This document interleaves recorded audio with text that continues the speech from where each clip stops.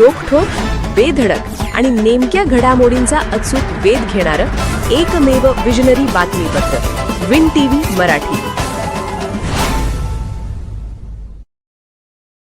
काळमावाडी धरण 100% भरले. वीज निर्मिती केंद्रातून 1200 क्युसेक विसर्ग.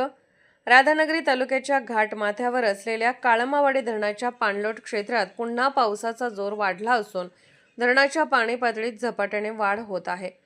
धरण सध्या 100% भरले असून 25.31 TMC पाणीसाठा झाला आहे.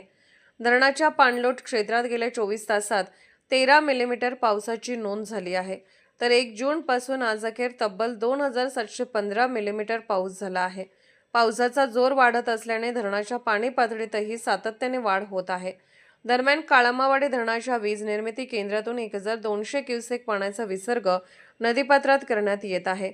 त्यामुळे नदीपात्रातील पाण्याची पातळी वाढत आहे. काळमावाडी धरणातून कोल्हापूर जिल्ह्यातील अनेक गावांसह कर्नाटकातील सीमा भागाला पिण्याचे पाणी तसेच शेतीसाठी सिंचनाचा पाणी पुरवठा केला जातो. त्यामुळे धरण 100% भरल्याने आणि पाणीसाठ्यात वाढ झाल्याने दोन्ही राज्यातील नागरिक आणि शेतकऱ्यांसाठी ही समाधानाची बाब ठरत आहे. विन टीव्ही मराठीसाठी राधानगरीहून Ramchandra Chaugale. Win TV Marathi news चॅनलला लाईक करा, शेअर करा आणि सबस्क्राईब करा.